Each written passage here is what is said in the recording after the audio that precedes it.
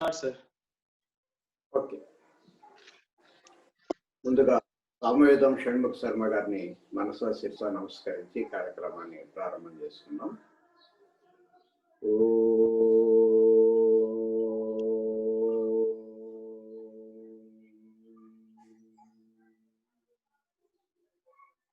గం గణపతియే నమః.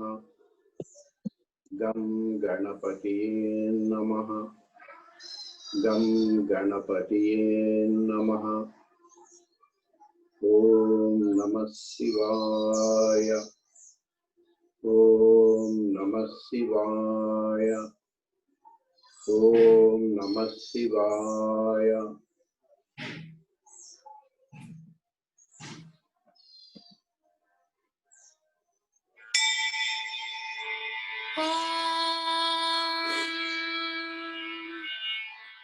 अरुणां करुणातरङ्गताक्षी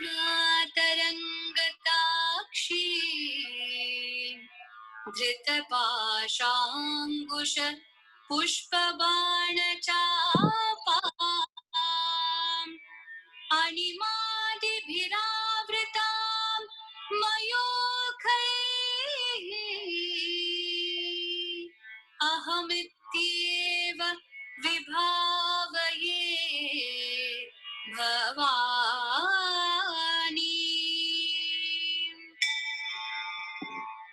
श्रीमाता श्री महाराज्ञी श्रीमत्सिंहासनेश्वरी चिदग्निकुंड संभूता देवकार्य समुद्यता उद्यद्भानु सहस्राभा चतुर्बाहु समन्विता रागस्वरूप पाषाढ्या क्रोधाकारांकुशोज्ज्वला मनोरूपेक्षु कोदंडा पंचतन्मात्र सायका निजारुण प्रभापूर मज्जत ब्रह्मांड मंडला चंपका शोक पुन्नाग सौगंधी कलसत्कचा कुरुविंदमणि श्रेणी कनत कोटिरमंडिता अष्टमी चंद्र विभ्राज दलिकस्थल शोभिता मुख चंद्र कलंकाभ मृगनाभि विशेषका वदन स्मर मांगल्य गृह तोरण चिल्लिका वक्त्र लक्ष्मी परिवाह चलन मीनाभलोचना नव चंपक पुष्पाभनासा दंड विराजिता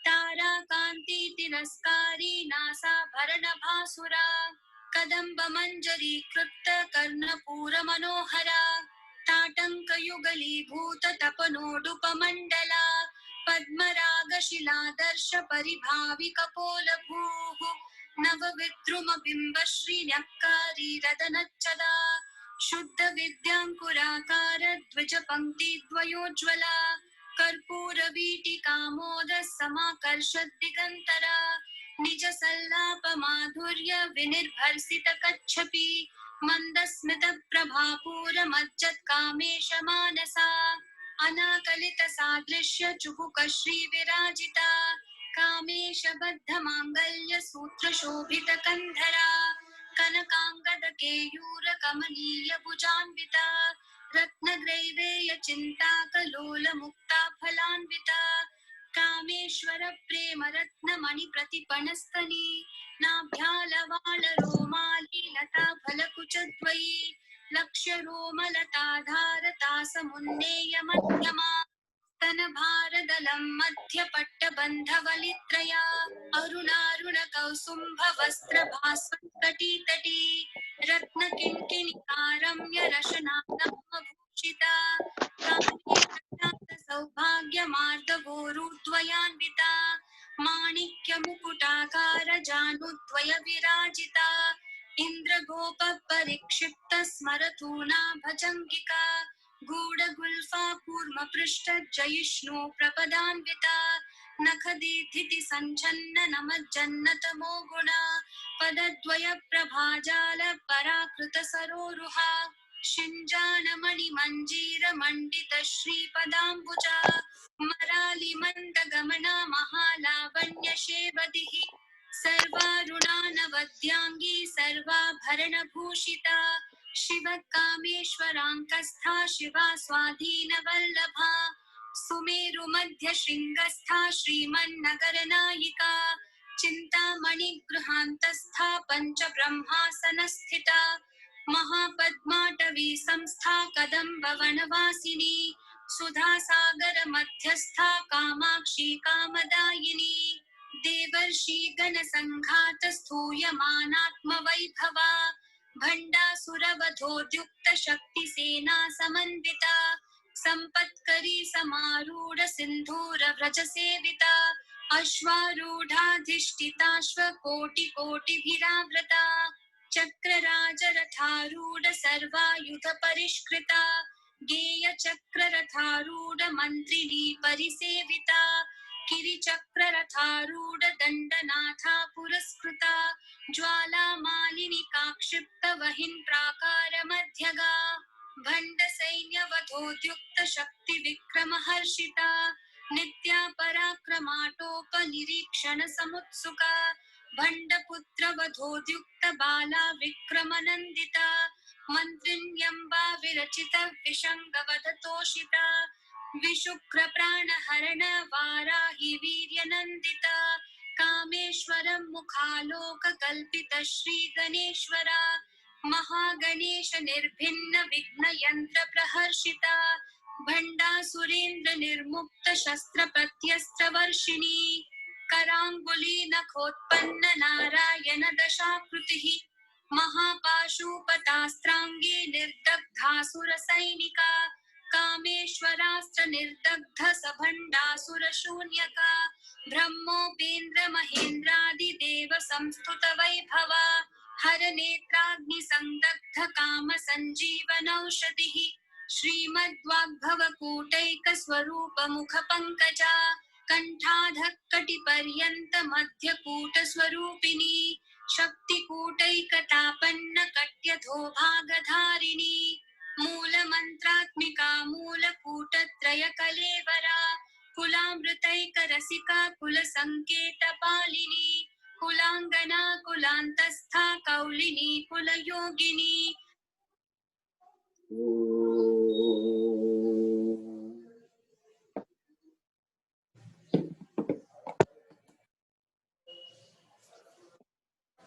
ముప్పై శ్లోకంలో చివరి పాదంలో శ్రీమద్ వాగ్భవ కూటైక స్వరూప ముఖ పంకజ దగ్గర నుంచి మనం పరిశీలించినాము. ఇక్కడ ఈ పదం యొక్క మొదట్లోనే శ్రీమద్ వాగ్భవ అనే పదం ఉపయోగింపబడింది. ఈ శ్రీమద్ అనేటువంటి పదాన్ని ఇదివరకు కూడా ఒకసారి మనం చూసినాం. మొదటి శ్లోకం మొదటి పాదంలో 3వ నామంలో ఇది మనకు కనిపించింది. శ్రీమాత, శ్రీ మహారాజ్ని, శ్రీమత్ సింహాసనేశ్వరి. అక్కడ శ్రీమత్ కనిపించింది, మళ్ళీ ఇక్కడ శ్రీమద్ అని కనిపిస్తారు. ఇవి కావాలని ప్రత్యేకంగా చేసినటువంటి ఏర్పాటు అమ్మవారు. అక్కడ స్థూల స్వరూపము మొదలవుతుంది, ఇక్కడ సూక్ష్మ స్వరూపం మొదలవుతుంది అన్నది ఇండికేట్ చేయడం కోసం ఒక పార్ట్ లోంచి మనం ఇంకొక పార్ట్ లోకి వస్తున్నాం అన్న సంగతి తెలియజేయడం కోసమే ఇక్కడ శ్రీమత్ అనేటువంటి మాట ప్రత్యేకంగా ఉపయోగింపబడింది. ఇక్కడ నుంచి అమ్మవారి యొక్క సూక్ష్మ స్వరూపాన్ని మనం గమనిస్తా ఉన్నాం. అయితే ఈ సూక్ష్మ శరీరంలో తిరిగి 3 భాగాలు ఉన్నాయి. సూక్ష్మము, సూక్ష్మతరము, సూక్ష్మతమము. ఈ మూడింటిని ప్రత్యేకంగా చూసినట్లయితే స్థూలము, సూక్ష్మం సపరేషను, కానీ దాంట్లో విడి భాగం మళ్ళీ సూక్ష్మము, సూక్ష్మతరము, సూక్ష్మతమం. వాటిని ప్రారంభిస్తున్నాను అని చెప్పడం కోసమే ఇక్కడ శ్రీమత్ అనే మాటని వాడింది. శ్రీమత్ అంటే నా యొక్క అని అర్థము, నీ యొక్క అని కూడా అర్థం. అందుకని నాలో ఉండేటువంటి లేక నీలో ఉండేటువంటి ఆ విభాగాన్ని గురించి ఇప్పుడు వివరించబోతున్నానని చెప్పి అర్థం. దీంట్లో ఆమె యొక్క ముఖ పంకజమేమో వాగ్భవ కూటమి, కంఠము నుంచి కటి పర్యంతము ఉండేది మధ్య కూటము, ఆ కటి నుంచి దిగువకు ఉండేదాన్ని శక్తి కూటము అంటారని చెప్పి మనం తెలుసుకున్నాం. ఈ శక్తి కూటములో ఒక్కొక్క దాంట్లో 5 చొప్పున మంత్ర బీజాక్షరాలు ఉన్నాయి.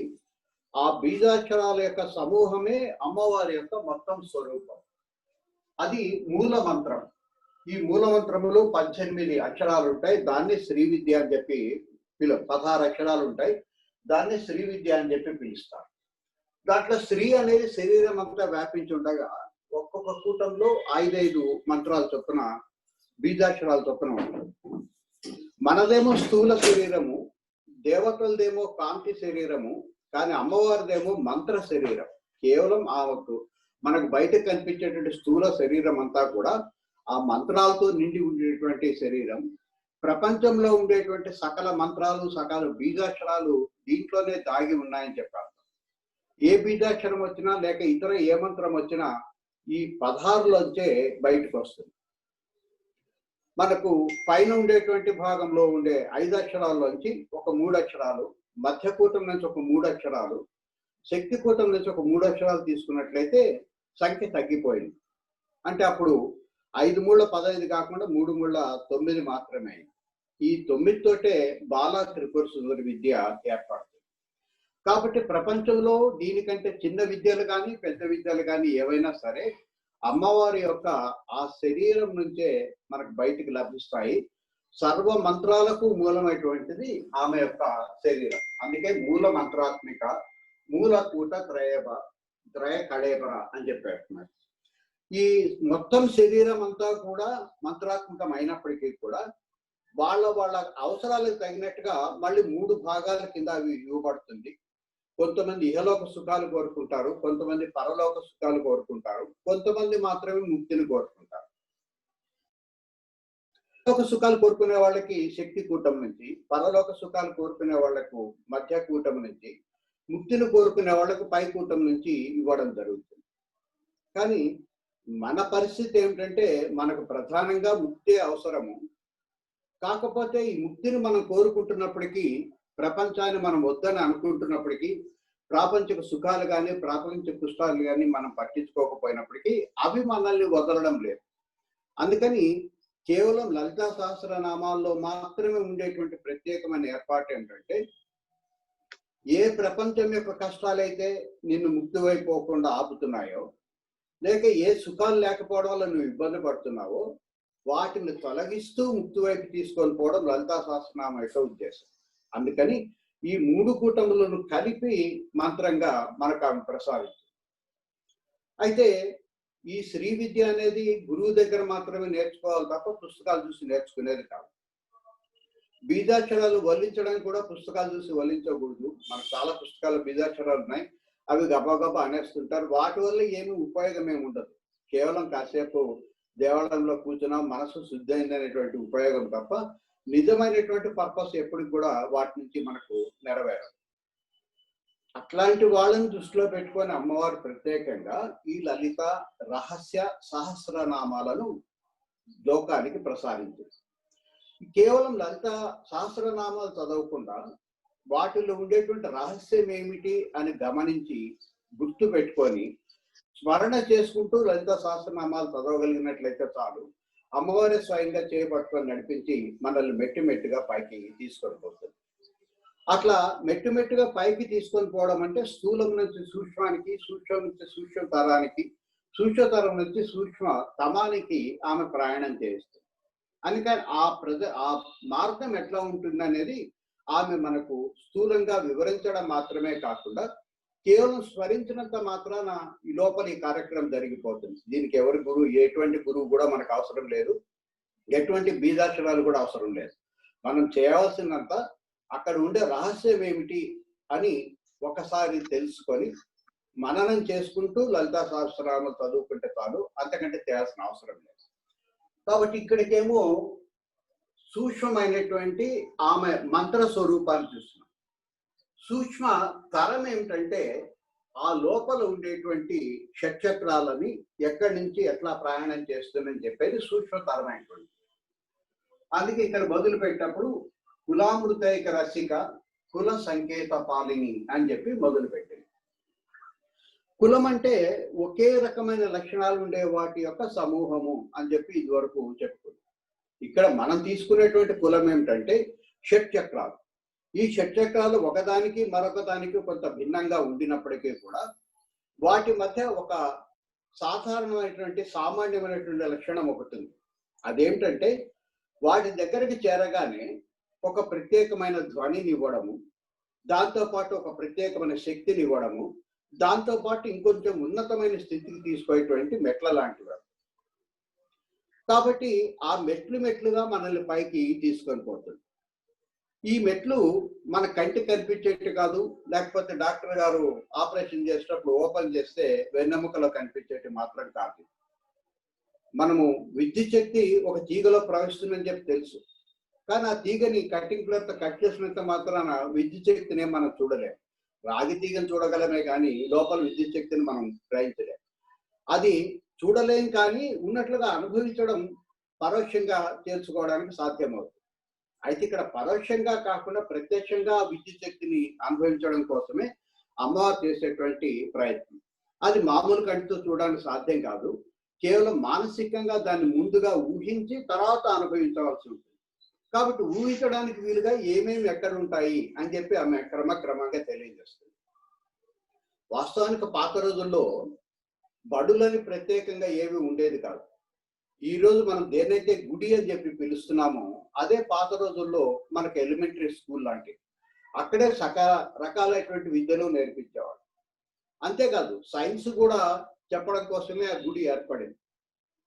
ఇప్పుడు కూడా మనకు హై స్కూల్లో ఉన్న కంటి నిర్మాణం లోపల ఎట్లా ఉంది చెప్పాలని టీచర్ అనుకున్నట్లయితే కంటి పైభాగాన్ని చేస్తూ చూపించవచ్చు, కానీ కంటి లోపల ఉండే చూపించడానికి సాధ్యం కాదు.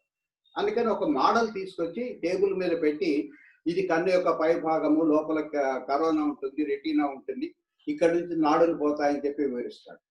అట్లాగే చెవి యొక్క లోపల భాగాలు చెప్పాల్సి వచ్చినప్పుడు చెవి యొక్క మోడల్ని ఎక్కడ తీసుకొచ్చి పెడతాడు.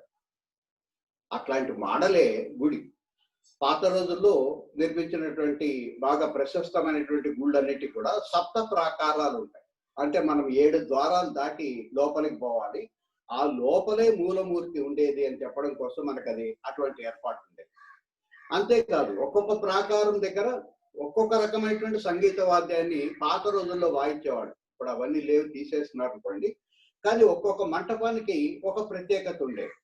ప్రతి ద్వారానికి మధ్య ఒక చిన్న అరుగు లాంటిది అటు ఇటు ఉంటుంది. అక్కడ సంగీత విద్వాంసులు కూర్చొని ఒక్కొక్క చోట ఒక్కొక్క రకమైన ధ్వని చేసేవాడు. ఎందుకంటే ఈ షట్చక్రాలు దాటేటప్పుడు ఒక్కొక్క చక్రం దాటినప్పుడు మన లోపల నుంచి ఒక్కొక్క రకమైన శబ్దం వినిపిస్తుంది. ఆ శబ్దం ఎట్లా ఉంటుందని తెలియజేయడం కోసమే ప్రత్యేకంగా అక్కడ ఒక సంగీత వాయిద్యం ఉండేది. మొదట్లో కిణికిణి చిణిచిణి అనేటువంటి ధ్వని, ఆ తర్వాత వేణువు, వీణ, మృదంగము, ఇట్లా ఒక్కొక్క దశ దాటుకుంటా పోయి వేరే రకాలైనటువంటి ధ్వనులు మనకు లోపల నుంచి వినిపిస్తాయి. ఆ వినిపించే ధ్వనులనే బయట ప్రత్యక్షంగా వినిపింపజేసేవాడు. అక్కడ ఉండేది ధ్వజస్తంభమే మన యొక్క వెన్నెముక. ఆ వెన్నెముక నుంచి మనం శ్వాసని కంట్రోల్ కనుక చేయగలిగినట్లయితే లోపలికి పోగలుగుతాము, లోపల దర్శనం చేసుకోగలుగుతాము. మనకు ఉండేటువంటి 3 పొరలను తొలగించుకుంటూ క్రమంగా లోపలికి పోవాలి. అందుకే ప్రదక్షిణలు చేయాలి. ఇవన్నీ కూడా నేరుగా లోపల చూపించడానికి వీలైన వాటికి మోడల్గా తయారు చేసిందే పాత రోజుల్లో ఉండేటువంటి గుడి. అయితే ఇప్పుడు ఆ సక్రమైన పద్ధతులు నడవడం లేదనుకోండి. అట్లాగే మామూలు ప్రజలకు కావాల్సినటువంటి సామాన్యమైనటువంటి విద్య, సైన్స్, సోషల్ ఇవన్నీ కూడా అక్కడే టీచ్ చేసేవారు. ఇంకొంచెం అడ్వాన్స్డ్ లెర్నింగ్ కనుక కావాలనుకున్నట్లయితే, కాలేజీ లెవెల్ కావాలనుకున్నట్లయితే విషయాశ్రమాలకు పోవాల్సిందే. యూనివర్సిటీకి పోవాలంటే నలంద విశ్వవిద్యాలయం అట్లాంటి వాటికి పోవాల్సిందే. కాబట్టి ప్రతి ఊర్లో కూడా ఎలిమెంటరీ స్కూల్ ఉండేటట్టుగానే అప్పుడు స్కూల్ లేవు కాబట్టి ఆ గుడినే బడిగా మార్చి మనకు పాత రోజుల్లో టీచ్ చేసేవాడు. అవి మనకు లోపల ఉండేటువంటి అంతర్భాగాలు బయట కనిపించేటట్లుగా మనం అర్థం చేసుకోగలిగినట్లయితే వాటి యొక్క ఉద్దేశం ఏమిటి, ఎందుకు 7 ప్రాకారాలే ఉన్నాయి, పైన ఎందుకు గోపురాలు 7 ఉన్నాయి, లేక మనకు పైన ఉండే శిఖరానికి ఎందుకు బంగారుతో కానీ లేక ఇత్తడితో కానీ ఏదైనా ఒక మెటల్ తోటి ఎందుకు పైన కలశాన్ని అమరుస్తారు. నీకు ఆ జిజ్ఞాస కనుక కలిగినట్లయితే లోపల ఏముందో కూడా మనకు బయటకు తెలుసుకోవడానికి వీలుగా అటువంటి గుడులను నిర్మించేవాడు. ఇక్కడ కులామృతైక రసిక అనే మాటలో అర్థం ఏమిటంటే షట్చక్రాలన్నీ ఒక కులానికి చెందినవి. అవి శక్తిని పెంచుతాయి, పైకి తీసుకొని పోవడానికి ఉపాయకి వస్తాయి. కాబట్టి ఇట్లా ఒక్కొక్క మెట్టు దాటుతున్నప్పుడు అక్కడి నుంచి అమృత ధారలు ఒక్కొక్కటి డిఫరెంట్ గా ఉండేటువంటి శక్తులు లభిస్తాయి, ఆనందం లభిస్తుంది. వాటిని అనుభవిస్తూ పైకి పోవడానికి ఆమెకు సిద్ధంగా ఉంది. కాబట్టి కులామృతైక రసిక అని చెప్పి పేర్కొన్నారు. ఆమె ఎప్పుడైనా సరే కింద నుంచి పైకి పోవడానికి కూడా సిద్ధంగా ఉంది. ప్రస్తుతం మూలాధారం నుంచి పైనుంచి కిందికి పాకుతా ఉంది. కిందకు పాకి కింద ఉండేటువంటి అత్తులో కలిసిపోతూ అక్కడ నిక్షిప్తమై ఉంది.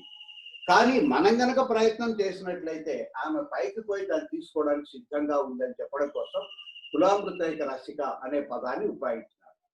అట్లాగే కుల సంకేత పాలిని. ఈ షట్చక్రాలు అనేటివి వాటి ఇష్టం వచ్చినట్లుగా అమ్మవారైతే లేకుండా ఏర్పడినట్టు కాదు.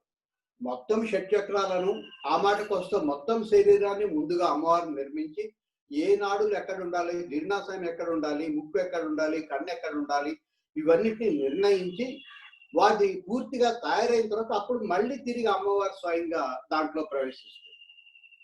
ఈ స్థూల శరీరము ఆమె నుంచి వచ్చిందే. దీంట్లో ఉండే ఆలోచనలు, బుద్ధి ఇవి కూడా ఆమె నుంచి వచ్చినట్టువే. ఇవన్నిటిని నడపడానికి అవసరమైన మూల ప్రాణశక్తి కూడా ఆమె మూలాధారం నుంచి ప్రవహించినప్పుడు మాత్రమే అక్కడి నుంచి మనకు హృదయ నాడు ద్వారా ఇక్కడ చేరి మిగిలిన అన్ని భాగాలు ఈ మెయిన్ స్విచ్ నుంచి పనిచేసినప్పుడు మాత్రమే మనం నిలబడగలుగుతాం, మాట్లాడగలుగుతాం, చూడగలుగుతాం. కాబట్టి నిరంతరం మనం ప్రవహిస్తుంది. ఈ ప్రవాహం అందరికీ ఉంది, కానీ అందరికీ ప్రస్తుతం ఉండేది దిగువకు ప్రవహించేటువంటి ప్రవాహం. అట్లా ప్రవహించింది ఇక్కడ వాడుకోగా మిగిలినంతా కూడా కింద నిద్రాణమై భూమితో కలిసిపోయి 3.5 చుట్టలుగా కుండలిని శక్తి రూపంలో అక్కడ మిగిలిపోయి ఆమెకు అక్కడ ఉండడం ఇష్టం లేదు. ఎందుకంటే వాళ్ళ ఆయన ఇక్కడ ఉన్నాడు, శివుడు ఇక్కడ ఉన్నాడు. కాబట్టి ఎప్పుడెప్పుడు పైకి పోదామా అని చెప్పి ఆమె నిరంతరం బయట ప్రయత్నం చేస్తూ ఉంటుంది, లోపల ప్రయత్నం చేస్తుంది. కానీ బయట ప్రయత్నం ఆమె చేతిలో ఉంది, లోపల ప్రయత్నం మాత్రం మన చేతిలో ఉంది. ఎప్పుడైతే దిగువ నుండే శక్తి శివుడితో కలుస్తుందో, శివశక్తి యొక్క స్వరూపం కలిసిపోతుందో అప్పుడు మనకు ముక్తి లేక మోక్షం అనేది లభిస్తుంది. మనకు అది లభింపజేయడం కోసం, తను సంతోషం పొందడం కోసం ఆమె కూడా సిద్ధంగా ఉంది. అందుకని అట్లా చేయడానికి అనువుగా ఉండేట్టుగా షట్చక్రాలను ఏ చక్రంలో ఎన్ని ఆకులు ఉండాలి, దాని మీద ఏ బీజాక్షరాలు ఉండాలి, అక్కడ ఏం శబ్దం ఉండాలి అని చెప్పి అవన్నిటిని నిర్ణయించింది ఆమె. కాబట్టి ఆ కులాల్లో ఉండేటువంటి సంకేతకాలు ఏమేమి ఉన్నాయో చూసి అవి నిర్మించడం మాత్రమే కాకుండా ఇప్పుడు కూడా పరిపాలన చేస్తా ఉంది. మనం అంటే చాలు సిద్ధపడి ఆ మెట్టుగా పైకి తీసుకోవడానికి సిద్ధంగా ఉంది అని చెప్పారు. కుల సంకేత పాలిని. కులాంగన, కులాంతస్థ, కౌళిని, కులయోగిని అనేది తర్వాతి నామం. దీంట్లో 4 నామాలు ఉన్నాయి. ఈమెను కులాంగన అని చెప్పి పిలుస్తాడు. అంటే చాలా మర్యాద చెందినటువంటి కుటుంబానికి చెందినటువంటి స్త్రీ, ఇష్టం వచ్చినట్టుగా తిరిగేటువంటి స్త్రీ మాత్రం కాదు, చాలా పవిత్రమైనది, చాలా పాతివర్తం కలిగినది. వాళ్ళు సామాన్యంగా కులాంగనలు ఎప్పుడు కూడా బయటికి రారు అని చెప్పి దీని అర్థం. లేక ఇది రహస్యమైన విద్య అని చెప్పడం కోసం దీంట్లో ఉండేటువంటి ముఖ్యమైన ఉద్దేశం. అది ఎంత రహస్యమైనదంటే కేవలం ఎలిజిబిలిటీ ఉండే వాళ్ళకు మాత్రమే శ్రీ విద్యను నేర్పిస్తారు తప్ప ఎవరికంటే వాళ్ళకి శ్రీ విద్యను ఇవ్వరు. లేక శ్రీచక్ర ఆరాధన ఎట్లా చేయాలని చెప్పరు. లేకపోయినట్లయితే మేరువుని ఎట్లా పూజించుకోవాలనే సంగతి కూడా ఎవరు ఎక్స్ప్లెయిన్ చేయరు. కేవలం ఎలిజిబుల్ పీపుల్కి మాత్రమే ఇస్తారు. ఏమి ఇవ్వచ్చు కదా, అందరికి పంచితే నచ్చితే తీసుకుంటారని చెప్పి మనం అనుకోవచ్చు. కానీ విద్యుత్ శక్తిని మనకు ఇంటికి వచ్చే 220 వోల్ట్లని పెద్ద బల్బుకి తగిలిస్తే అది కాంతివంతంగా వెలుగుతుంది, కానీ చిన్న బల్బుకి తగిలిస్తే అది పేలిపోయే అవకాశం ఉంది. కాబట్టి ఆ విద్యుత్ శక్తి స్థాయినన్నా తగ్గించాలి, లేకపోతే బల్బు యొక్క కెపాసిటీనన్నా పెంచాలి. అట్లా చేసి దాన్ని సిద్ధంగా ఉన్నప్పుడు మాత్రమే ఇస్తారు తప్ప నువ్వు సిద్ధపడినంత మాత్రాన్ని ఊరిక మనసులో అనుకున్నంత మాత్రాన్ని శ్రీ విద్యను పుస్తక రూపంలో లేక వీడియో రూపంలో చూసి నేర్చుకునేది మాత్రం కాదు. మన మనసా వాచా కర్మణ ఎప్పుడైతే సిద్ధమవుతాయో అప్పుడు అడిగిన ప్రతి ఒక్కరికి నేర్పించడానికి ఆమె సిద్ధంగానే ఉంది. కాబట్టి అది చాలా గొప్ప విద్య, చాలా లోపల ఉండే విద్య, రహస్యమైనటువంటి విద్య, కేవలం ఆధ్యాత్మికంగా సుముఖమైన వాళ్ళకు మాత్రమే నేర్పించేటువంటి విద్య అని చెప్పడం కోసమే ఆమెనని ఆ శ్రీ విద్యను కులాంగన అని చెప్పి పేర్కొన్నారు. కులాంతస్థౌ అంటే ఈ కులము అనేది షట్చక్రాలకు సంబంధించిందని చెప్పి అనుకున్నాం. ఈ షట్చక్రాలను కలుపుతూ కింద నుంచి పైకి షట్చక్రాలు మాత్రమే కాదు, మూలాధారం దగ్గర నుంచి ఈ పైన ఉండే సహస్రారం వరకు ఒక పెద్ద గొట్టం లాంటిది ఉంది. పెద్ద అని చెప్పి అంటున్నాను కానీ అది అంత పెద్దదేం కాదు, చాలా చిన్నగా మన తల వెంట్రుక అంత సన్నంగా ఉంటుంది. ఆ గొట్టము ఆ పైనుంచి కిందికి ప్రవహిస్తూ షట్చక్రాలతో కనెక్షన్ కలిగి ఉంటుంది. ఈ లోపల నుంచే ఆ గొట్టం లోపలే అమ్మవారు పైనుంచి కిందికి నిరంతరం ప్రవహిస్తూ ఏ చక్రంలో ఏ స్థాయిలో అయితే శక్తి ఉండాలో ఆ స్థాయి మేరకు దాన్ని ఉంచుతుంది. అయితే మనం చేసుకునేటువంటి వెధవ పనుల వల్ల అప్పుడప్పుడు ఆయా చక్రాల్లో ఉండేటువంటి దాన్ని పోగొట్టుకొని ఆ శక్తి మనకు రాకుండా వాటిని మనమే బ్లాక్ చేసుకొని ఈ ఇబ్బందులు కొని తెచ్చుకుంటుంటాం. అనేక రకమైనటువంటి అనారోగ్యాలకు ఇదే మూల కారణం. అందుకే చక్ర శుద్ధి అనేటువంటి ఒక పద్ధతిని కనుక ఉపయోగించినట్లయితే ఆయా చక్రాల్లో ఉండే మలినాలు కనుక మనం తొలగించినట్లయితే కాలువలో ఉండేటువంటి చెత్త తీసేస్తే కాలువలో నీళ్లు ఎట్లయితే ప్రవహిస్తాయో అట్లా మళ్ళీ తిరిగి స్వేచ్ఛగా ఆ శక్తి వచ్చి మనం ఆరోగ్యవంతంగా ఉండడానికి మనకు సాధ్యం అవుతుంది. కాబట్టి ఈ గొట్టంలోనే మొత్తం అమ్మవారు తిరుగుతుంది. కులం అనే గొట్టంలో తిరుగుతుంది కాబట్టి కులాంతస్థం అంటే దాంట్లో ఉంది అమ్మవారు. ఆ కులం అనేటువంటి గొట్టంలో మూలాధారంతో సహస్ర వారికి ఉండేటువంటి సుషుమ్నా నాడిలో అమ్మవారు తిరుగుతూ ఉంటుందని చెప్పడం కోసం కులాంతస్థం అనే మాటలు ఉపయోగించారు. మరొక ముఖ్యమైనటువంటి నామము కౌళిని అనేటువంటి మాట. ప్రపంచమేమో చలనాత్మకమైనది, పరమాత్మేమో నిశ్చలంగా ఉంటాడు. ఈ చలనాత్మకమైన ప్రపంచానికి కారణం పరమాత్మే. ఎందుకంటే ఆ పరమాత్మలో ఉండేటువంటి అంతర్గతమైన శక్తే ఆ అయస్కాంత శక్తిలోంచి విద్యుత్ శక్తి వచ్చి ఆ విద్యుత్ శక్తి ఎప్పుడైతే శక్తి అంటామో అది చలనం కలిగి ఉంటుంది, అప్ అండ్ డౌన్స్ లో ఉంటుంది, ఫ్రీక్వెన్సీని కలిగి ఉంటుంది. ఆ చలనాన్ని మొట్టమొదటి అక్కడే మొదలవుతుంది. ఈ చలనాత్మకమైన శక్తే తను భౌతిక వస్తువుల కింద మారిపోయి తిరిగి ఆ భౌతిక వస్తువులు పనిచేయడానికి కూడా ఉపయోగపడుతుంది. ఈ చలనాత్మక శక్తిని మనం రకరకాలుగా వాడుకోవచ్చు. అది ఫ్యాన్ తిరగడానికి కావచ్చు, లేకపోతే లైట్ వెలగడానికి కావచ్చు, టీవీ చూడడానికి కావచ్చు, లేక మోటార్ని ఆన్ చేసి నీళ్లు పంపు చేయడానికి కావచ్చు. రకరకాలుగా మనం ఉపయోగిస్తుంటాం. ఇదంతా కూడా చలనాత్మకమైనది. ప్రపంచం చలనాత్మకం. ఆ ప్రపంచంలో ఉండే చలనాత్మకానికి ప్రపంచానికి కారణం ఎవరంటే శక్తి. పరమాత్మ మాత్రం నిశ్చలం. కానీ ఇక్కడ ఈ మాతకు ఉండేటువంటి ఒక ప్రత్యేకత ఏమిటంటే తను చలనపూర్వకంగా భౌతిక వస్తువులను నిర్మించడం మాత్రమే కాకుండా ఈ భౌతిక వస్తువులను నడపడం మాత్రమే కాకుండా ఆ స్థిరమైన పరమాత్మకి చలనాత్మకమైన ప్రపంచానికి మధ్యలో హబ్బు మాదిరిగా ఉంటుంది, లేక బండి ఇరుసు మాదిరిగా ఉంటుంది.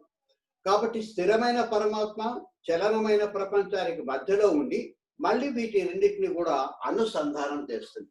ఆ మాటను చెప్పడం కోసమే ఆమె కేవలం చలనాత్మకమైనది మాత్రమే కాదు, స్థిరమైనది మాత్రమే కాదు, ఈ రెండింటికి మధ్య అనుసంధానమైన ఇరుసు లాంటిది. సైకిల్లో మనం తొక్కేటప్పుడు కింద ఉండే చక్రాలు తిరుగుతాయి, అవి చలనాత్మకం. మనం కూర్చునే సీటు కదలకుండా ఉంటుంది, సైకిల్ చక్రంతో పాటు అది కూడా తిరిగినట్లయితే మనం పడిపోతాం. కాబట్టి మనం పట్టుకునే హ్యాండిల్ దాంతోపాటు సీటు కదలకుండా ఉంటాయి. ఈ కదలకుండా ఉండేటువంటి పై భాగానికి కదులుతున్నటువంటి కింద భాగానికి మధ్యలో ఇరుసు మాదిరిగా ఉండి ఈ కదలంది కదిలేదానికి మధ్య అనుసంధానం చేసేటువంటి హబ్ లాంటిది లేక ఇరుసు లాంటిది అమ్మ. కాబట్టి కౌళిని అంటారు. అంటే ఇక్కడ ఈమెకు 3 పనులు ఉన్నాయి. ఒకటి చలనాన్ని కలిగించడం, చలనానికి కలిగించడానికి అవసరమైన వస్తువులు తయారు చేయడం, స్థిరత్వానికి చలనత్వానికి మధ్య లింక్ను కూడా ఏర్పాటు చేయడం. కాబట్టి ఇటువంటి మాటను సూచించడం కోసమే కౌళిని అనే మాటని ఉపయోగిస్తాం.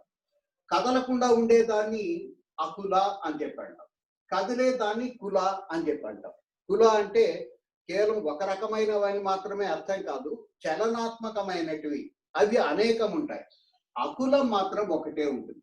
దీని తర్వాత వచ్చేటువంటి నామం ఇది. అకుల అంటే పరమాత్మ, లేక స్థిరమైనది, లేక చలనం లేనిది, లేక ఒకే ఒకటి ఉంది అని అర్థం. ఈ కుల అనేది మాత్రము కదలిక ఉండేది, అనేకం ఉంటాయి. ఈ అనేకం మళ్ళీ ఎప్పుడు ఒకసారి దీంట్లో లీనమైపోతాయి. కానీ సృష్టి ఉన్నంత కాలము, సృష్టి ముందు సృష్టి తర్వాత సృష్టి జరిగేటప్పుడు కూడా అకులం అనేది ఒకటే ఉంటుంది, పరమాత్మ ఒకటే ఉంటుంది, అయస్కాంతం ఒకటే ఉంటుంది. విద్యుత్ శక్తి మళ్ళీ అనేక రకాలుగా మనం ఉపయోగించుకుంటాం. కాబట్టి ఈ కులానికి అకులానికి మధ్య అనుసంధానంగా అమ్మవారు పనిచేస్తుందని చెప్పడం కోసం కౌళిని అంటారు. ఈ అకులంలోంచే కులం వచ్చింది, ఈ కులాన్ని తయారు చేసింది ఆమె, నడిపించేది ఆమె. ఈ రెండిటికి మధ్య మధ్యవర్తిగా పనిచేసేది కూడా అమ్మవారే అని చెప్పడం కోసం కౌళిని అనే మాటని ఇక్కడ ఉపయోగించినారు. తర్వాత కుల యోగిని. కులం అంటే ఇప్పుడు చెప్పుకున్నట్టుగా మనకు ఉండేటువంటి 6 చక్రాలు. వీటిలో అవి ఎట్లా పని చేసుకున్నట్లయితే మనం యోగాన్ని పొందగలుగుతామో తెలుసుకున్నటువంటి అమ్మవారు మనం కనుక అడిగినట్లయితే ఒక్కొక్క చక్రాన్ని దాటించి యోగం అంటే ఆత్మ పరమాత్మలో లీనం కావడం, లేక శక్తి శివుడితోటి చేరిపోవడం. కాబట్టి ఆ యోగత్వాన్ని సాధించడానికి కూడా ఆమెకు అధికారం ఉంది. ఆ పద్ధతి ఆమెకు తెలుసు. అంతేకాదు మనం అడిగితే చాలు ఇవ్వడానికి కూడా సిద్ధంగా ఉంది. కాబట్టి ఈ కులము దగ్గర నుంచి అకులానికి చేసేటువంటి మార్గం ఆమెకు తెలిసినటువంటిది. ఆ మార్గం ద్వారా చేర్చి నిన్ను యోగిని చేస్తుంది, అంటే సంయోగం చేస్తుంది. కింద ఉండే శక్తిని మళ్ళీ పైకి తీసుకొని అనుసంధానం చేసేటువంటి శక్తి ఆమెకు ఉందని చెప్పడం కోసమే కుల యోగిని అనే మా నామాన్ని ఉపయోగిస్తాను. ఒకసారి చూడండి, కులాంగన చాలా రహస్యమైనటువంటి విద్య, లేక లోపల ఉండేది కనపడింది అని చెప్పి అర్థం. కులాంతస్థం అమ్మవారు కేవలం ఈ 6 చక్రాల మధ్య దగ్గర మాత్రమే ఉండడం కాదు, మూలాధారం దగ్గర మాత్రమే ఉండడం కాదు, 6 చక్రాల్లో ఉంటూ 6 చక్రాల మధ్య తిరుగుతూ ఈ 6 చక్రాలు దాటి పైన ఉండేటువంటి ఆ సహస్రారం దగ్గర కూడా ప్రయాణం చేస్తుంది. సహస్రారం దగ్గర ఉండేదేమో అకులం, కదలని అయస్కాంత, పైనుండే అయస్కాంత కదలదు, లోపల ఉండేటువంటి రేకులు మాత్రమే కదులుతాయి. కాబట్టి కదలం దానికి కదిలే దానికి మధ్య అనుసంధానంగా కూడా పనిచేస్తుంది. నువ్వు అడిగితే చాలు ఈ శివుని శక్తిని కలిపే యోగాన్ని నీకు ప్రసాదిస్తుందని చెప్పడం కోసం కౌళిని కులయోగిని అనే మాటను ఉపయోగిస్తాం. అంతేకాదు ఆమె అకుల కూడా. విద్యుత్ శక్తి ఎక్కడి నుంచి వస్తుందంటే అయస్కాంత శక్తిలోంచి వచ్చింది. అయస్కాంత శక్తే కనుక లేకపోయినట్లయితే విద్యుత్ శక్తి వచ్చేటువంటి అవకాశమే లేదు. కాబట్టి ఆ అయస్కాంత శక్తిలోనే అంతర్గతంగా ఉండేటువంటి విద్యుత్ శక్తిని ఆమె తీసుకున్నది. ఆమె తీసుకుంటున్నదంటే తీసుకొని ఇంకా పక్కకు వచ్చేయలేదు. నిరంతరం పైన మళ్ళీ అక్కడ ఎప్పటికప్పుడు విద్యుత్ శక్తి తయారవుతుంది. ఆ విద్యుత్ శక్తి నిరంతరం తయారు కావాలంటే ఈ అకులాన్ని ఆధారం చేసుకొని ఆమె ఉండాలి. కాబట్టి చూడ్డానికి దీపం నుంచి కాంతి దూరంగా పోయినట్లు కనిపిస్తుంది, కానీ దీపం లేకపోతే కాంతి లేదు. ఆ దీపం నుంచే కాంతి నిరంతరం ప్రసరిస్తూ ఉంటుంది. కాబట్టి కాంతిలో మనం ప్రపంచాన్ని చూస్తాం. కాంతి లేకపోతే ప్రపంచం మనకు కనపడదు. కానీ ఆ కాంతి ఎక్కడిదంటే దీపాలు. అందుకని ఆ కాంతిని దీపాన్ని రెండింటిని వేరు చేసి చూడడం అనేది సాధ్యం కాదు. నేను దీపం నాకు అక్కర్లేదు, కాంతి మాత్రం తీసిపోతానంటే సాధ్యం కాదు. లేదా కాంతి నాకు అక్కర్లేదు, ఒట్టి దీపం తీసిపోతానన్నా సాధ్యం కాదు. కాబట్టి ఒకవైపు ఆమె చలనాత్మకం, ఇంకొక వైపు ఆమె నిశ్చలం కూడా. ఆమె దీపము, ఆ దీపం నుంచి వచ్చిన కాంతే ఆమె. కాబట్టి కాంతికి దీపానికి వేరంటూ ఏమీ లేదు. ఒక బలవంతుడి నుంచి అతని బలాన్ని ఎట్లయితే వేరు చేయలేము, ఆ జ్యోతి నుంచి దీపాన్ని వేరు చేయలేము, అయస్కాంత శక్తి నుంచి విద్యుత్ శక్తిని వేరు చేయలేము. కాబట్టి ఆమె అకుల కూడా. అంటే ఏకకాలంలో ఆమె చలనాత్మకము, నిశ్చలనాత్మకం. ప్రపంచం చలనాత్మకం, పరమాత్మ ఏమో నిశ్చలం. కానీ ఆమె ఏకకాలంలో నిశ్చలము, చలనము. ఈ నిశ్చల చలనానికి మధ్య ఉండేటువంటి హబ్ లాంటిది కూడా ఆమె అని చెప్పారు. అయితే ఈమెని చేరుకోవాలనుకున్నట్లయితే ఆమెకుండే మరొక ప్రత్యేకత తెలుసుకోవాలి. ఇక్కడ చెప్పింది అది సమయాంతస్థ. ఆమె ఎప్పుడూ కూడా సమయానికి ప్రాధాన్యత ఇస్తుంది. సమయం అంటే ఇక్కడ టైం కాదని చెప్పి మీకు ఇదివరకే తెలుసు. రెండింటినీ సమానంగా చూస్తుంది అని చెప్పడాన్ని సమయాంతస్థ అని చెప్పంటారు. ఇప్పుడు చెప్పిన ఉదాహరణ ప్రకారమే జ్యోతి నుంచి కాంతి వస్తుంది. అయితే ఇక్కడ జ్యోతి ఎక్కువ కాంతి ఎక్కువ అనే ప్రసక్తి లేదు. జ్యోతి ఉందంటే కాంతితో కలిసి ఉంది అని చెప్పారు. జ్యోతి ఉందంటే కాంతి ఉంటుంది, కాంతి ఉందంటే అక్కడ పక్కన జ్యోతి ఉందని అర్థం. ఒకవేళ మనకు జ్యోతి కనపడకపోయినా, దూరంగా ఉన్నా కూడా మనకు కాంతి మాత్రమే కనిపిస్తున్నప్పటికీ తప్పనిసరిగా అక్కడ జ్యోతి ఉంది అని చెప్పారు. కాబట్టి ఎప్పుడైనా సరే ఈమెను పొందాలంటే మనకుండే ఏకైక మార్గం ఏమిటంటే ఈమెతో పాటు ఆ శక్తి కూడా పక్కన ఉంది. ఈమె శక్తి, కానీ శక్తిని ఉత్పన్నం చేసే శక్తి మరొకటి పక్కన ఉంది. అది లేకుండా ఇది రాదు. జ్యోతి లేకుండా దీపం, కాంతి అనేది బయటికి రాదు అన్న సంగతి మనం గుర్తించి రెండిటికి సమాన ప్రాధాన్యతను ఇవ్వాలి. ఈ సమాన ప్రాధాన్యతను అప్పుడప్పుడు మనం పోగొట్టుకుంటూ ఉంటాం. మనకు డబ్బులు అవసరమైనప్పుడు లక్ష్మీదేవిని పూజిస్తాం, కానీ లక్ష్మీపతిని పక్కన పెట్టేస్తూ ఉంటాం. అటువంటి పొరపాటు ఎప్పుడు చేయకూడదు. ఎప్పుడు శక్తిని అనుకున్నా అప్పుడు పరమాత్మను తప్పనిసరిగా అనుకోవాలి. ఎప్పుడు అమ్మవారిని అనుకున్నా అప్పుడు ఆయనను కూడా తప్పనిసరిగా అనుకోవాలి. లేదు ఆయనే నీకు కావాలనుకున్నట్లయితే ఆయన అనుకున్నప్పుడు కూడా తప్పనిసరిగా అమ్మవారిని కూడా అనుకోవాలి. నీకు జ్యోతే చేరుకోవాలి, జ్యోతిని చేరడమే మోక్షం. కానీ జ్యోతిని చేరాలంటే అమ్మవారి సాయం లేకుండా నువ్వు ఎప్పుడు చేరలేవు. ఎందుకంటే ఆ జ్యోతి నుంచి కాంతి వచ్చింది, కాంతికి ఇంకొంచెం దూరంలో నువ్వు ఉన్నావు.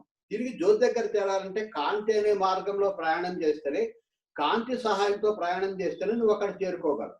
కాబట్టి రెండింటిని విడవదీసి ఎప్పుడు చూడకూడదు, రెండింటిని కలిపి పరిశీలించాలి, రెండింటికి సమానమైనటువంటి ప్రాతిపదిక ఇవ్వాలి, ఆ రెండింటిని కూడా సమానంగా చూడాలి. అట్లా చూసినప్పుడు మాత్రమే ఆమె సాధ్యమవుతుంది. ఎందుకంటే ఆమె లక్షణం అది సమయాంతస్థ. స్థ అంటే ఉన్నది అని అర్థం. ఈ రెండిట్లో కలిపి ఒకేసారి ఆమె ఉన్నది. ఆమె అటు పరమాత్మలో స్థిరంగా ఉంది, ఇటు ప్రపంచంలో చరంగా కూడా ఉంది.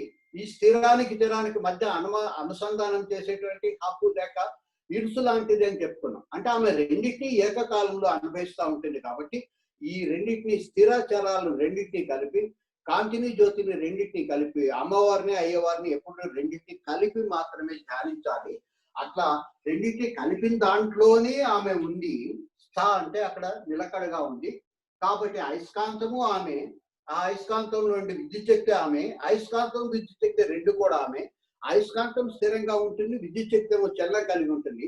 అయితే ఆ స్థిరానికి చలానికి మధ్య ఉండేటువంటి హబ్బు కూడా ఆమె అనే సంగతి మనం గుర్తు పెట్టుకుంటే అక్కడ ఆమె మనకు సహాయం చేసి పైకి తీసుకోవడానికి ఉపయోగపడుతుంది. అంతేకాదు ఈ సమయాచారాన్ని ఆమె సమయాంతస్థగా ఉండడం మాత్రమే కాకుండా సమయాచార తత్పరత. ఎవరైతే ఈ విషయాన్ని గుర్తించి స్థిరము చరము ఆమె గుర్తిస్తారో, స్థిర చరానికి ఆమె అనుసంధానమును గుర్తించి ఆ సమయాచారాన్ని ఎవరైతే పాటిస్తారో వాళ్ళకి ఎప్పుడెప్పుడు సహాయం చేద్దామని తత్పరతతో ఆమె ఉంటుంది. అడిగేవాళ్ళు లేక ఆమె ఎదురు చూస్తాము. కాబట్టి ఎవరైనా సరే అట్లా నిష్కల్మషంగా పూర్తి మనోవాకాయ కర్మలతోటి గనక ఆమె సహాయం కనుక అర్థించినట్లయితే వాళ్ళకి సహాయం చేయడానికి ఆల్వేస్ రెడీ, తత్పరత. ఈ ప్రతి క్షణం కూడా ఆమెకు సహాయం చేయడం కోసం, మనకు సహాయం చేయడం కోసం ఆమె సిద్ధంగా ఉంది. అయితే మనం ఏం చేయాలి? ఈ సమయాచారముని అర్థం చేసుకొని దాన్ని ఆచరించడం కూడా మొదలు పెట్టాలి. సమాచారం అంటే ఇప్పుడు వరకు ఇచ్చినట్టు బ్రాడ్ డెఫినేషన్ ఏమిటంటే శివుడు శక్తి రెండు సమానమే. శక్తిని తలుచుకోవాలంటే శివుని తలుచుకోవాలి, శివుని తలుచుకోవాలంటే శక్తిని కూడా తలుచుకోవాలి అని చెప్పి మాత్రం పైన చెప్తున్నాం. కానీ ఈ శివుడికి శక్తికి మధ్య ఉండేటువంటి సారూప్యాలని సామీప్యాలను కూడా నిరంతరం మనం బయట లోపల కూడా గుర్తు చేసుకోవాలి. చాలా మంది అంతర్గతంగా నేను పూజ చేసుకుంటున్నాను, ఇంకా గుడికి పోవాల్సిన అవసరం లేదు, తీర్థయాత్రకు పోవాల్సిన అవసరం లేదు అంటారు. అది సరైన పద్ధతి కాదు. బయట భావంలో ఉండాలా, భాష్యంలో కూడా ఉండాలి. ఈ రెండింటినీ కూడా సమన్వయం చేసుకోవడం అనేది మనకు అవకాశం ఇచ్చి ఉండాలి. అందుకని ఈ సమయాచారాన్ని మనం అనుసరించాలంటే 5 రకాలైనటువంటి వీళ్ళ మధ్య ఉండేటువంటి సామ్యాలని మనం జాగ్రత్తగా గుర్తుపెట్టుకోవాలి. ఒకటి అనుష్ఠాన సామ్యము, అధిష్టాన సామ్యము, అవస్థా సామ్యము, రూప సామ్యము, నామ సామ్యము. పాత రోజుల్లోనే ఋషులు తయారు చేసినప్పుడు, అంటే ఆ పరమాత్ముడి యొక్క ఆదేశం చేత ఈ వేదాలు బయటకు వచ్చినప్పుడు ప్రతి చోట కూడా ఈ సామ్యాలను వాళ్ళు తప్పనిసరిగా పెట్టినారు. ఉదాహరణ కోసం ఎప్పుడైనా సరే అయ్యవారిని శివ అంటున్నామంటే ఆమెను శివాని అంటారు. ఇంకేం పేరు దొరక కాదు. ఎందుకోసం ఆ మాటని అదే పనిగా కొద్దిగా మార్చి ఉపయోగిస్తున్నారు. అంటే శివ అంటేనేమో పురుషుడు, శివ అంటే దీర్ఘం తీసినట్లయితే స్త్రీ అని అర్థం. ఇక్కడ పురుషుడు అంటే పరమాత్మ, ఇక్కడ శివ అనగానే శక్తి అని అర్థం. ఆ రెండింటినీ విడదీసి ఎప్పుడు చూడొద్దండి, ఆ పొరపాటు చేయొద్దని చెప్పడం కోసం శివ శివాని, శంకరి శంకర, శాంకరి అనే మాటను ఎందుకు వాడినారంటే మరొక పేరు దొరక కాదు. వాళ్ళకి కావాలంటే దిక్కుమాలని పేర్లు ఉన్నాయి, కానీ మనకు ప్రతి క్షణము వాళ్ళు గుర్తు చేస్తున్నారు. ఈ రెండు ఎప్పుడూ కలిసే ఉంటాయి. జ్యోతి కాంతి రెండు కలిసి ఉంటాయి. జ్యోతిని వదిలిపెట్టి కాంతిని కానీ, కాంతిని వదిలిపెట్టి జ్యోతిని కానీ కనుక నువ్వు పూజ చేసినట్లయితే ఫలితం రాదు. అందుకని నీకు నిజమైన ఫలితం కావాలి, ఈ శక్తిని తిరిగి శివుడి దగ్గర, ఆ శివుడి దగ్గర నుంచే వచ్చిన శక్తి ఇప్పుడు కూడా అక్కడి నుంచే వస్తా ఉంది కంటిన్యూస్ గా. కానీ నువ్వు తిరిగి శక్తిని శివుడి దగ్గర చేరి మోక్షం పొందాలంటే ఈ రెండింటిని కలిపే ఉపాసించాలి, కలిపి పట్టుకోవాలని చెప్పడం కోసమే మనకు నామ సారూప్యాన్ని ఉపదేశించినారు. అంటే ఒకే రకంగా నామాలు ఉంటాయని చెప్పారు. అట్లాగే రూప సారూప్యం కూడా, శివుడికి 3 కళ్ళు ఉంటాయి, ఒక కుడి వైపున ఒక చంద్రవంక ఉంటుంది.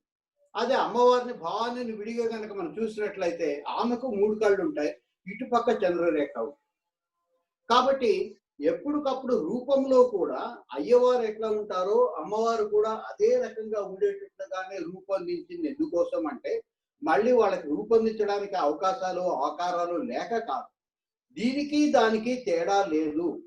నీకు అవసరమైనట్లయితే ముక్తి కావాలనుకున్నది రెండింటిని కలిపే ఉపయోగించాలి. నీకు ఎడమ కాలు మాత్రమే చాలు నడచడానికి అనుకుంటే కుదరదు. ఎడమ కాలు అవసరమే, కుడి కాలు అవసరమే, దేని ప్రయోజనం దాందే. రెండు కలిపే ఉపయోగించాలి. నీకు ముందుకు పోవాలి, నీ ప్రోగ్రెస్ కావాలని నడక ముందుకు పోవాలంటే రెండింటిని కలిపి ఉపయోగించాలని చెప్పడం కోసమే ఆ రకమైన పద్ధతులు ఉపయోగించాలి. అట్లాగే అవస్థా సామ్యం అని ఒకటి ఉంది. అయ్యవారు ఎటువంటి ఆకారాన్ని దాలిస్తే అమ్మవారు దానికి తగినట్లుగా ఆకారాన్ని ధరిస్తారు. మామూలుగా హిమాలయాల్లో పరమేశ్వరుడు పార్వతి రూపంలో ఉంటారు. కానీ అర్జునుడిని పరీక్ష చేయడం కోసం ఆ పరమేశ్వరుడు కిరాతుడిగా అక్కడికి పోయినాడు. వెంటనే అమ్మవారు తన ఒరిజినల్ రూపంతో పోలే, ఆమె ఆది శాంభవి కింద పోయింది, శాంభవి రూపం ధరించి ఆమె పోయింది. కాబట్టి అయ్యవారు ఎటువంటి రూపాన్ని మారుస్తారో అమ్మవారు అటువంటి రూపాన్ని మళ్ళీ మార్చుకుంటుంది. లేక అమ్మవారు ఏదైనా రూపం మార్చాల్సిన పరిస్థితి ఏర్పడితే అయ్యవారు కూడా తిరిగి అదే రూపాన్ని మార్చుకుంటారు. యాక్చువల్గా ఈ లలిత పరమేశ్వరిని మొట్టమొదటి వివాహం చేసుకునే సందర్భం వచ్చినప్పుడు, ఎందుకంటే ఆ వివాహమై ఆమె మహారాణి అయిన తర్వాత మహారాజ్ని అయింది కాబట్టి అప్పటికేమో లలిత త్రిపుర సుందరి చాలా అందంగా ఉంది. మరి శివయ్య పరిస్థితి ఎట్లా ఉంది? ఒంటి నిండా భస్మం అల్దుకొని ఒక తోలు కట్టుకొని 3 కళ్ళు పెట్టుకొని వచ్చినాడు. అప్పుడు బ్రహ్మ ఇంత అందమైన ఆమెకి ఈమెని ఇవ్వాలన్నా, ఆమె ఒప్పుకుంటాదా లేదని అనుమానం పడినాడంట. ఈ మనసులో కలిగిన అనుమానాన్ని శివుడు తెలుసుకొని ఆమె కంటే అందంగా ఆయన కామేశ్వరుడిగా రూపొందించినాడు.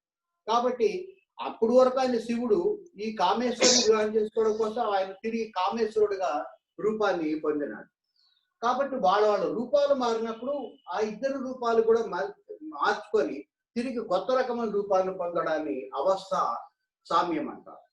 అధిష్టాన సామ్యము అంటే వాళ్ళు ఎక్కడెక్కడైతే పూజింపబడుతున్నారో అక్కడ కూడా ఇద్దరు కలిసే ఉంటారు తప్ప ఇద్దరిని విడివిడిగా చూపించడం సాధ్యం కాదు అని చెప్పారు.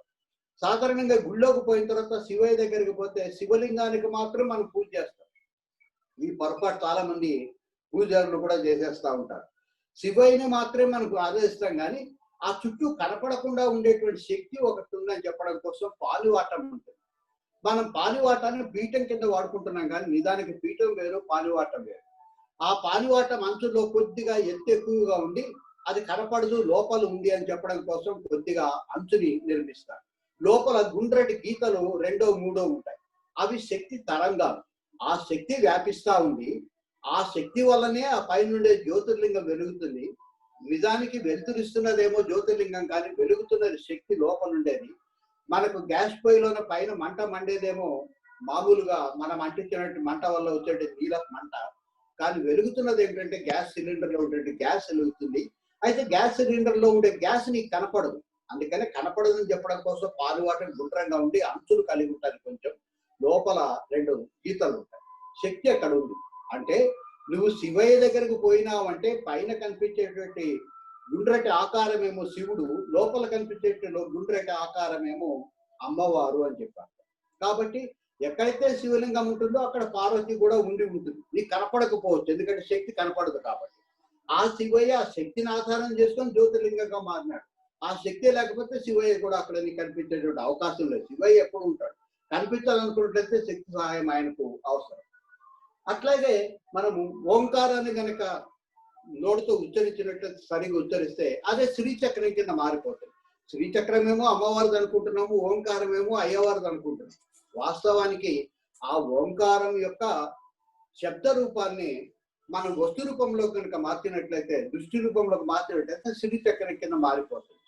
ఇటువంటి దాన్ని అధిష్టాన సామ్యం అంటారు. మరొకటి అనుష్ఠాన సామ్యం. వాళ్ళు చేసే పనులను బట్టి అనుష్ఠాన సామ్యం అనేది ఏర్పడుతుంది. పరమేశ్వరుడికి ఉండేది 5 కార్యక్రమాలు: సృష్టి, స్థితి, లయ, తిరోధాన అనుగ్రహం. దాంట్లో మొదటి రెండు సృష్టి స్థితి అనేది అమ్మవారు చూసుకుంటుంది, లయము అనుగ్రహము దాంతో పాటు తిరోధానం అనేటివి అయ్యవారు చూసుకుంటా ఉంటారు. అయితే అమ్మవారి సహాయం లేకుండా అయ్యవారు పనిచేయలేరు, అయ్యవారి సహాయం లేకుండా ఈ రెండు కార్యక్రమాలని అమ్మవారు కూడా నిర్వర్తించడం సాధ్యం కాదు. కాబట్టి అన్ని కార్యక్రమాలను వాళ్ళిద్దరు కలిపే చేస్తారు. నువ్వు నడవాలంటే కుడికాలు ఒక్కటే పనికిరాదు, ఎడం కాలు కూడా తప్పనిసరిగా అవసరమే. ఈ రెండింటిని విడదీస్తే ఎప్పుడు నువ్వు నడతలేవు, గుంటాల్సిందే అని సంగతి చెప్పడం కోసమే రెండింటినీ సమానంగా ఎప్పటికప్పుడు గుర్తు చేసుకుంటుండాలి. బాహ్యంలో భావంలో కూడా. మనం బయట అసలు ఆలయానికి పోయినామంటే అదొక గుడి, ఎట్లా పూజ చేయాలి అనేది అక్కడ పూజారి మనకు చేసి చూపిస్తాడు. అది ఇంపార్టెంట్ కాదు. నువ్వు తర్వాత ఇంటికి వచ్చి కళ్ళు మూసుకున్న తర్వాత ఆ పూజా కార్యక్రమాన్ని మనసులో నువ్వు చేసుకోవాలి. కాబట్టి నేర్చుకోవడానికి అక్కడ ఉండే గుడే మనకు బడి. అది నేర్చుకొని మనం ఆరాధించాలి.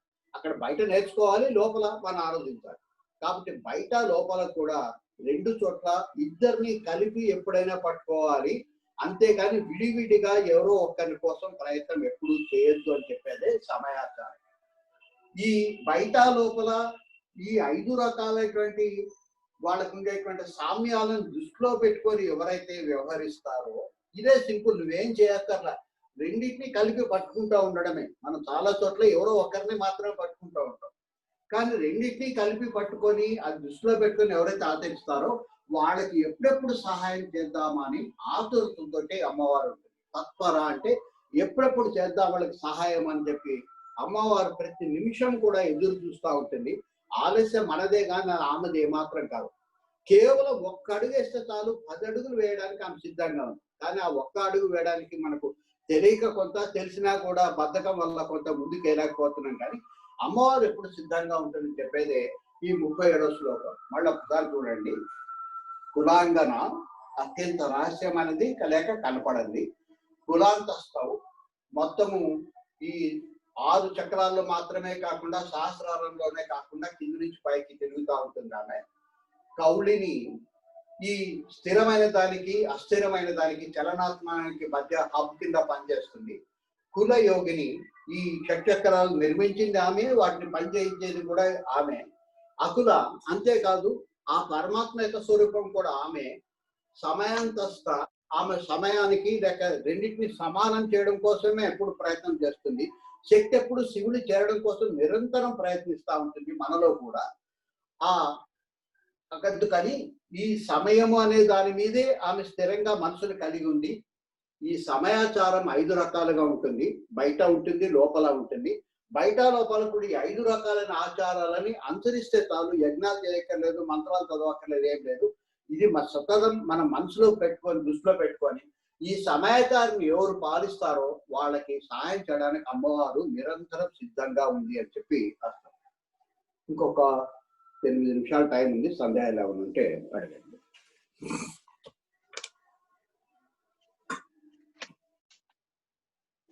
ఎవరికి వాళ్ళు అన్మ్యూట్ చేసుకొని అడగండి.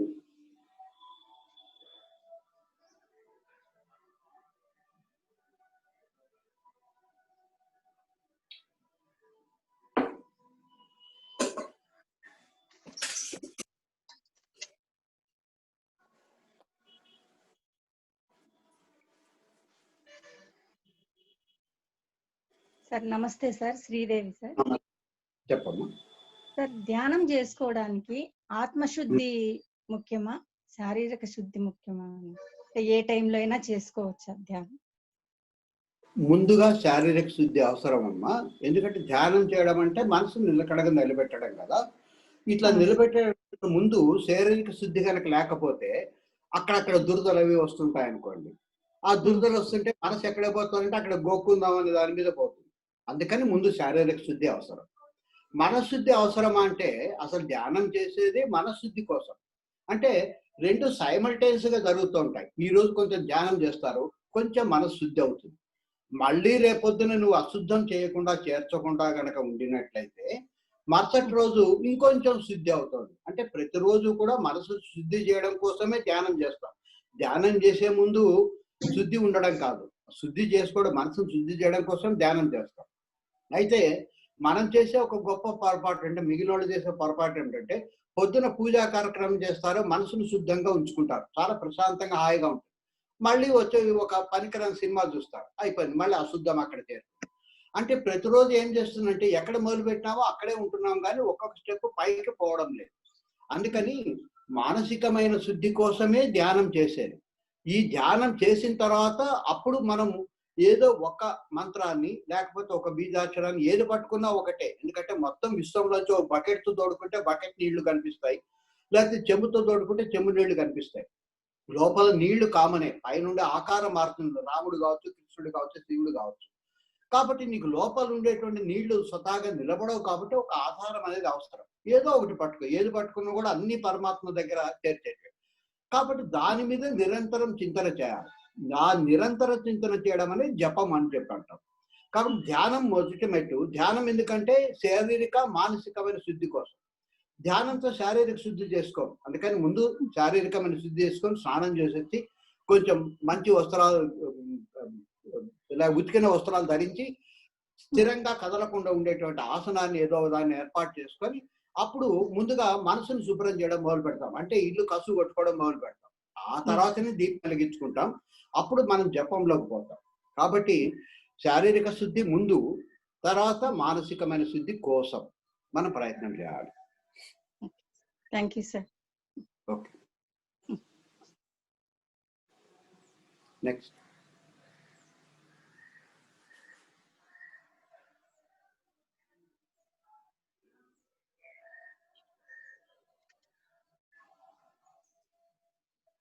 ఇంకెవరు సందేహాలు లేవా? వెంకటేశ్వరరావు గారిని పిలిచేయమంటారా? వెంకటేశ్వరరావు గారు ఉన్నారు ఇంతకు? ఈరోజు రాలేదు సార్. రాలేదా? Okay okay. అంటే కన్ఫ్యూజన్ అయ్యి ఉంటుంది సార్, ఎందుకంటే 6 to 7 సార్ క్లాస్ లేదన్నారు, మొత్తం ఈ క్లాస్ కూడా లేదనుకున్నట్టున్నారు కొంతమంది. అట్లా అండి, మేబీ కన్ఫ్యూజన్ సార్, అంతే. ఇట్లాంటి కన్ఫ్యూజన్ వస్తుందని ఆయన పాపం రికార్డ్ చేసి పెట్టమన్నట్టున్నాడు. ఇబ్బంది వస్తే తర్వాత కాకుండా చాలా మంచి సజెషన్ ఆయన. ఇంకెవరున్నారు? శ్రీదేవి గారు అయిపోయినారు, ఉమా గారు, రామ్ సుబ్బారెడ్డి గారు ఇంట్లో ఉన్నారు. So shall we call it a day? సర్వం కృష్ణార్పణ. లాగా లాగా